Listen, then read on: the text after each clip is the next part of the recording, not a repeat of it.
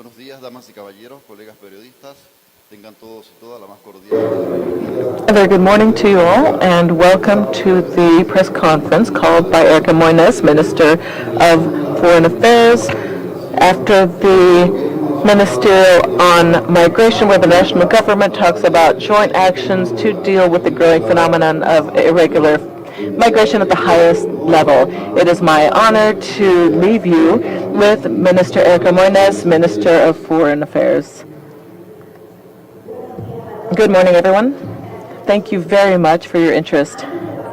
Before getting to the questions, I would like to establish what I think is a vital agreement or vital achievement of the ministerial meeting held in Panama, the great welcome at which this has been received at the highest level, ministers of foreign affairs, defense, development banks, international organizations. 31 delegations were here. Their very presence is a show of support, and the involvement of the United States, the declared destination of most migrants who cross through our country, has been fundamental. Over a year ago, when we made a call to attention about the unprecedented increase regarding migrants crossing our borders, we were facing a regional migration crisis. The cooperation between countries of origin, of transit, and destination countries for transcontinental migration was shown to be an efficient alternative to combat this unstoppable phenomenon. But we cannot relax. Reality is what it is, and we need a regional strategy that is ongoing when facing these issues. We must continue with the work that we have started. Mr. Secretary. Escucharemos ahora las palabras de su excelencia. We will now hear from His Excellency Secretary Blinken, Secretary of State from the United States of America. Well, thank you very much. It is a pleasure to be in Panama, the bridge of the world, the heart of the universe, with Prime Minister Munoz, Minister of Security Pino, and my friend and colleague, Secretary Mayorkas. I also want to start by thanking our outstanding embassy team here in Panama City, including our Charge d'Affaires, Stuart Tuttle, for their great work in sustaining and strengthening friendship between our countries.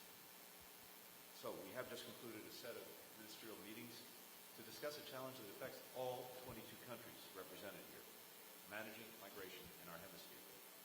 And precisely because it affects all, this is a challenge that we have to solve together, and that was at the heart of our discussions today.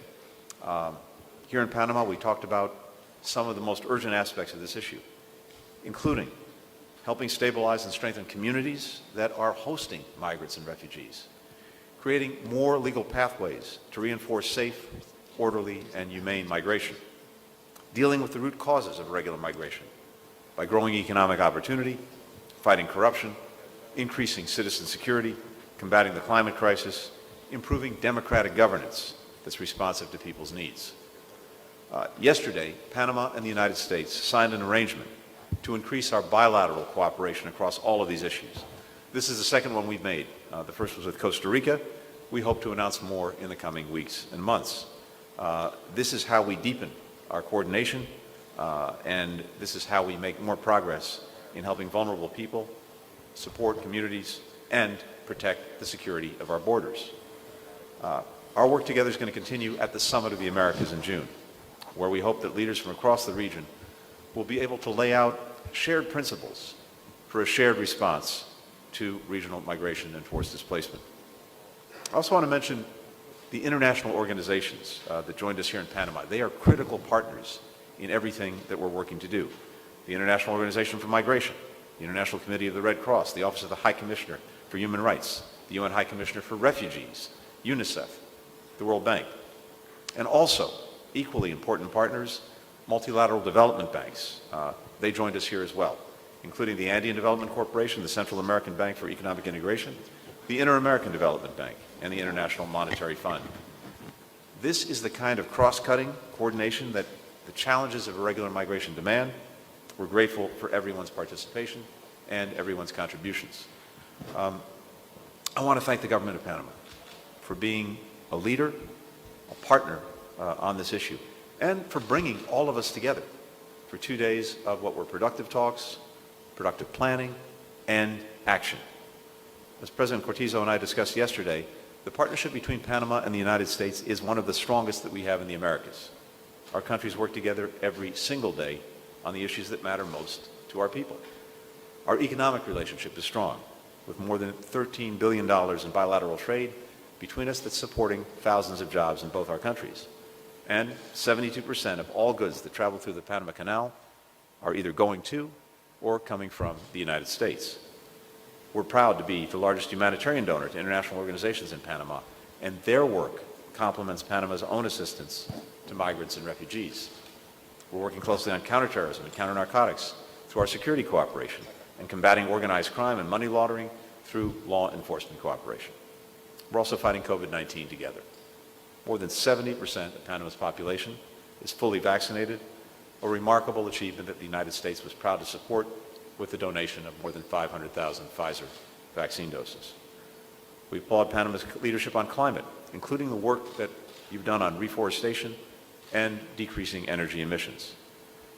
And our countries stand together to support shared values here at home and around the world. We value Panama's strong voice in the region on democracy.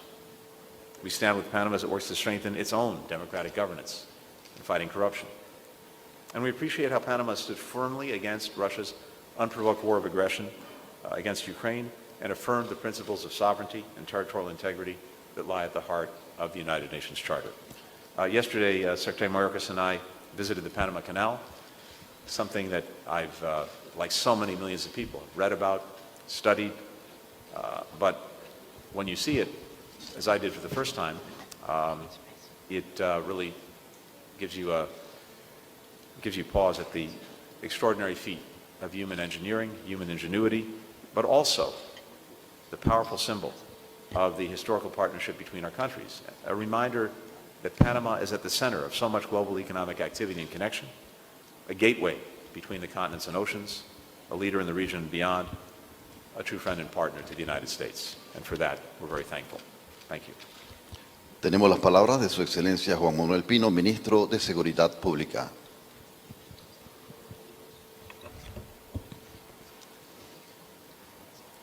Buenos días a todos.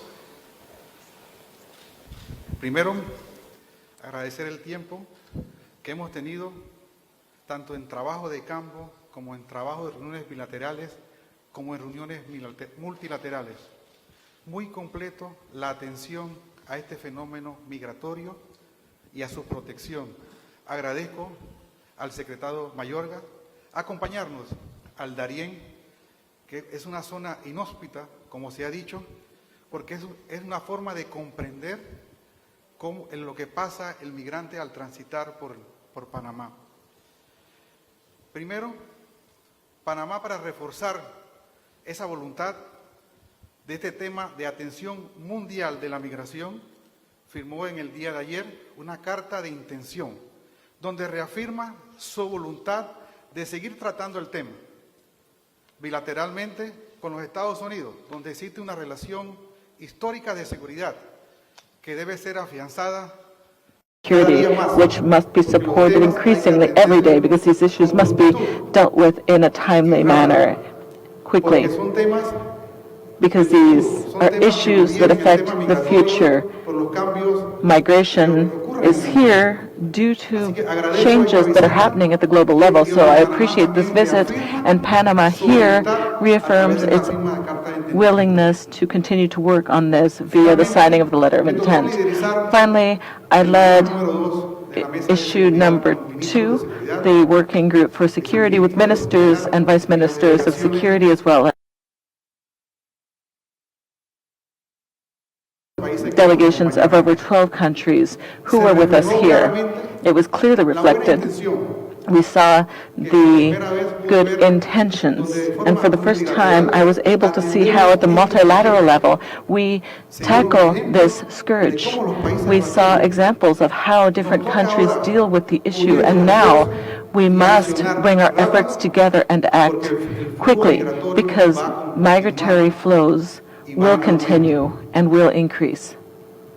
We saw the need to promote stabilization, control measures, awareness campaigns, and preventing irregular migration and the risks that are linked to this phenomenon. Transit routes must be safer. We must harmonize migratory policies. We must preserve the environment. We need to look at new schemes and new work-related migration schemes. Traceability, we need technology and tools. We need to exchange information in a timely fashion, and we must improve our cooperation in order to improve security in the region. During my time as Minister of Security and during my career in security agencies, I'd never seen a meeting that was as aligned around one single issue, a common issue, where countries have come to an agreement. We have set forth a route, but this route and the destination, we must travel this route quickly. And I can say and affirm that there is a great deal of willingness on behalf of the countries who participated, and I appreciate that. I appreciate that call that was made through the Panamanian Ministry of Foreign Affairs, because this is a golden opportunity, and we must continue to build on this issue for a better future for our countries. Thank you all very much. Words now from Secretary of DHS, Alejandro Mayorkas from the U.S. Our gratitude to President Cortizo, Ministers Moines and Pino for convening, hosting, and welcoming us here in beautiful Panama. By bringing us together from across this region, we are demonstrating the commitment shared by each one of us and our nations to address our joint hemispheric challenge of irregular migration, its impacts, its complexities, and the factors causing it. These issues have tested our governments and our citizens in the United States, Panama, and throughout the Americas. And this task has been made more difficult and more urgent in the face of an ongoing pandemic, natural disasters worsened by climate change, threats to public safety and economic security, and much more. None of these matters exist in isolation. Each requires creative and unified solutions. All of them demand our cooperation and our partnership. The presence of leaders from so many countries at this ministerial demonstrates the urgency of this issue for our entire hemisphere and reinforces our shared determination to engage in this kind of collaboration. For the Department of Homeland Security that I am proud to represent, our immediate goals are crystal clear. Think regionally about stemming migration flows through enhanced prevention and enforcement. Create viable legal pathways in a spirit of regional responsibility sharing. Address root causes by investing in the stabilization of communities that need it most. Foster and grow legitimate trade and travel between our countries that will help our communities prosper, and attack the shared dangers of transnational crime. To meet these objectives throughout this week's meetings, ongoing consultations, and building on bilateral and regional arrangements and agreements, we will do what we can to strengthen access to stronger protections and legal pathways for refugees and vulnerable migrants. We will focus on ways to help prevent these individuals and families from experiencing the desperation that drives people to embark on these dangerous journeys in the first place. We will seize the opportunity presented by this ministerial to identify the support and resources that will help stabilize communities affected by migration and strengthen humane border management across the region. We will build on the growing momentum in our hemisphere and toward a regional responsibility sharing and a recognition that each country must do its part to address irregular migration in our region, which involves so much human suffering. This is one step in a larger effort. One of our next opportunities, as my friend and colleague Secretary Blinken stated, will come at the Summit of the Americas in my hometown of Los Angeles, California, where we will focus on the theme of building a resilient, sustainable, and equitable future in our hemisphere. But before then, now, we will act. We will tackle the shared challenges, seize the opportunities, and begin to realize our shared goals and underlying values. Thank you once again for your welcome and partnership. Muy bien, distinguidos periodistas, de inmediato abrimos el periodo de preguntas y respuestas por parte de los diferentes medios de comunicación.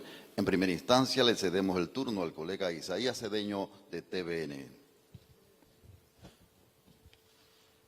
Hola, ¿qué tal? Muy buenos días. Quisiera conocer en concreto cuáles son la política que emprenderá ahora los Estados Unidos para cooperar en tema migratorio, toda vez que los países de origen donde se origina este problema no han estado presentes en esta reunión: Cuba, Venezuela y Haití, por ejemplo.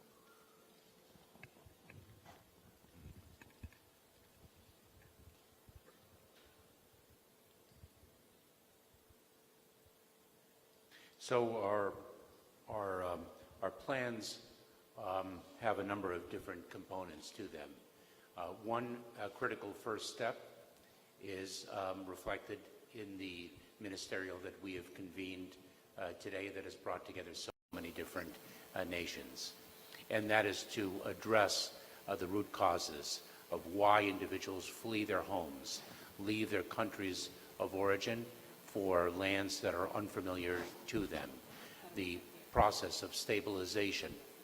Secondly, to build legal, orderly, and humane pathways so individuals do not need to place their lives, their well-beings, the well-beings of their loved ones in the hands of smugglers and traffickers who only seek to exploit them for profit. Third is to develop humanitarian programs for individuals already resident in the countries other than those of their origin, so that we can settle them in a stable and prosperous manner, address their needs, present them with the opportunities of a stable life in their new homes. Lastly, of course, in the United States, we have significant humanitarian programs, the asylum program, but we also take pride in being not only a nation of immigrants, but a nation of laws. Those who qualify for relief under our nation's laws will be provided a home in the United States and an ability to resettle in the States. Those who do not qualify will be repatriated to their countries of origin, and so to give integrity to our system and to stand as a nation of laws as well as a nation of relief. And I really have very little to add because Secretary Mayorkas covered it so well. I would only emphasize one point because it's really what brought us together here today, and that is this sense of shared responsibility. What is very powerful in the meeting today, in work that was done in the lead-up to this meeting, including by Panama and Foreign Minister Muniz, is building on that sense of shared responsibility. We know that virtually every aspect of this problem demands coordination, cooperation, consultation, and not only among governments, but among international organizations, international financial institutions, civil society, and so on. That's very much the spirit of what took place today. It's the spirit that will animate the Summit of the Americas and its own focus on migration. And it is, I think, the difference maker, because to underscore Secretary Mayorkas' points, we have two challenges. One is dealing with this effectively in a sustainable way, and that involves going at the root causes. What is it that is driving people to make the decision to leave their homes, to leave their families, to leave their countries, to leave everything they know, to make an incredibly hazardous journey with all the dangers that go along with that? What is it that drives them to do that? How do we address those challenges so that people feel the confidence that their future can be in the country that they come from. But we know that that takes time. It takes sustained effort. It's not like flipping a light switch. But in the meantime, we have to be able to address the problem as it presents it to us right now. And that goes with some of the practical cooperation that we're taking, including through the work that we did today, including through the bilateral work that we've done with Panama on a new arrangement that we have for enhancing our coordination and cooperation on dealing with migration. So we have to be able to deal with the short-term challenge, even as we address the long-term drivers, which is the only sustainable way to get at this. And all of that comes together in enhanced coordination, cooperation, shared responsibility. Our first question goes to Alfonso Fernandez Sanchez of FA. Hello, Secretary Blinken. The U.S. government has underscored the need to tackle the root causes of migration in the Northern Triangle. Do you think these countries are making enough efforts? And particularly, are you worried about the decisions against freedom of speech and press in El Salvador by President Bukele? Do you think he's going down the authoritarian slope?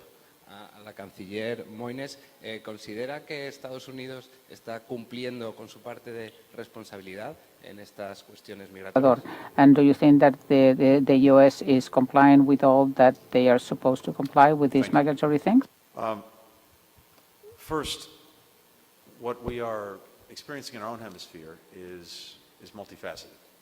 And of course, there are challenges that are clear in the so-called Northern Triangle countries, in El Salvador, Honduras, and Guatemala, but also Nicaragua, Venezuela, Haiti, Cuba, and then people now coming into our hemisphere from beyond who are also on a migratory path, including coming to the United States. So we're looking at this comprehensively and looking at what we can do together to meet the challenge wherever it comes from. With regard to the Northern Triangle countries, we're working with each of them in different ways to address both short-term challenges, but also these long-term drivers. I would note that Vice President Harris, among other things, led a very significant call to action from the private sector to make new investments in the Northern Triangle countries. And since that call to action, I think we've seen something like $1.2 billion in additional investment that over time, as it takes root, will create new opportunities for people and help take away some of what's driving them to leave, which is the lack of economic opportunity. But it has to be comprehensive. Economic opportunity, governance, combating corruption, dealing with insecurity, all of these things are vital. But I think it's also fair to say that none of the countries in question, of course, can do this alone. The demands are extraordinary. So this is where all of us come into play, but it's also where the international financial institutions as well as international organizations come into play. And bringing all of that together with the goodwill and intentions of the governments in question, I think we can make a real difference. When it comes to El Salvador more explicitly, look, we have a strong partnership with the people of El Salvador. El Salvador has experienced setbacks in democratic governance, in the separation of powers, the rule of law. And we look to President Bukele to make progress in addressing some of those setbacks. We also urge El Salvador to implement the state of emergency in a manner that is consistent with human rights. We can tackle violence and crime while also protecting civil rights and fundamental freedoms. These two things are not in opposition to each other. I would note, for our part, that the United States has provided tens of millions of dollars recently in funding to deal with the problem posed by gangs. We continue to cooperate and coordinate closely, including also with a number of pending extradition requests of gang leaders to help address the problems posed by criminality and gangs.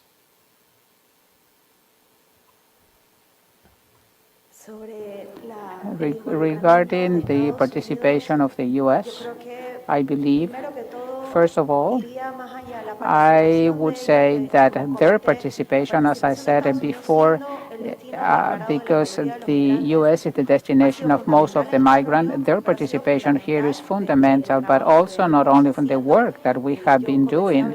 I started working on talking about this about a year ago when I called an alarm because of the increase of migrants that we were seeing, and the ally that has helped us all the way has been the U.S. And what we are doing now is to show the result of that working together with all the countries in the region, but the U.S. is a leader in this. I think that the fact that we are here together, we have security, foreign policy on both sides of the country, because these are the priorities for us. Migration and are issues for us and for the U.S., and it's also a priority for the security issue for Panama and for the Para su U.S. pregunta, el periodista José Adames, de SER TV. Adames from SER TV. ¿Qué tal? Buenas tardes. Estamos en vivo para SER TV Noticias. Good afternoon. We are here live, and this is for the Foreign Minister. This is the third meeting held in this country to deal with irregular migration. However, how does financing work together with multilateral support in the area of migration, and what is the agreement that will be arrived at as a result of this meeting? La participación de delegaciones y representantes de la banca de desarrollo, además de los organismos internacionales, ha sido clave en esta reunión. Meeting, because when you were talking specifically about the root causes and how to settle populations, infrastructure creates prosperity. It creates development, and that is what we need to strive for. And in order to do that, we need to get them involved, to get their commitments, so to hear realities, so to hear what is going on in each country, to have specific proposals drafted to involve the private sector. So they need to be a part of this exercise. We have three of the most important banks represented here, as well as international organizations. This is the way to work together and to create regional projects little by little to create the development that we need. Priscilla Alvarez, CNN. Secretary Mayorkas, in light of the increase of Cubans at the U.S.-Mexico border, what does the U.S. hope to accomplish in migration talks with Cuba this week? And is there consideration within the administration to delay the end of Title 42? And for Secretary Blinken on Ukraine, Russia and Ukraine say a humanitarian corridor has been established for Ukrainians who are women, children, and elderly to leave Mariupol. Does the U.S. urge Ukrainians to depart the city that way? Is there reason to believe it is a safe exit, and is the U.S. helping in those efforts? Thank you. Thank you very much. I don't want to get ahead of the dialogue between the United States and Cuba, but as everyone knows, we have had migration accords with the country of Cuba for many, many years. Those were discontinued, and we will explore the possibility of resuming that. And that is a reflection of our commitment to legal, orderly, and humane pathways, so individuals, including Cubans, do not take, for example, to the seas, which is an extraordinarily perilous journey. Title 42, the Centers for Disease Control and Prevention, announced a while ago now that the use of Title 42, which is a public health authority and not an immigration policy, will discontinue as of May 23rd, and we are in the Department of Homeland Security and throughout the government planning accordingly. Thank you. With regard to Ukraine and the situation in Mariupol and humanitarian corridors, a few things. First, what the world witnessed just a couple of weeks ago when the receding Russian tide from Bucha revealed what was left in its wake in terms of death, destruction, atrocities. We can only anticipate that this tide also at some point recedes from Mariupol. We're going to see far worse, if that's possible to imagine. So the conditions there, the situation there as a result of this Russian aggression are truly horrific. And of course, we want to see people who are in harm's way if they're able to, leave it safely and securely. The judgment on whether the humanitarian corridor established to do that from Mariupol is safe and secure is one ultimately that the Ukrainian government is going to make. We're certainly assisting in that process, giving our own evaluations and assessments, and ultimately the decision to leave is going to be a burden on the people themselves to make that very difficult decision.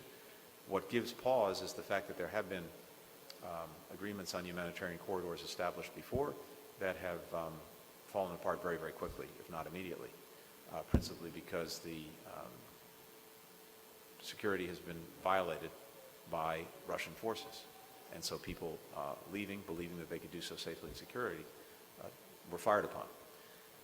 So this is a very, very difficult decision to make, to evaluate not only whether what's been agreed to, if something's been agreed to, is safe and secure, but whether Russia will actually live up to whatever obligations it's undertaken to make sure that people can leave safely and securely. Again, this is for the government of Ukraine to decide. We'll do anything we can to try to inform that decision. Distinguidos colegas periodistas, con esta pregunta damos por concluida la conferencia. Colleagues, with that question, then, we bring to a close today's press conference after the ministerial conference on migration. Once again, we would like to thank you very much. Thank you for your professional coverage of this event. I wish you all a great day.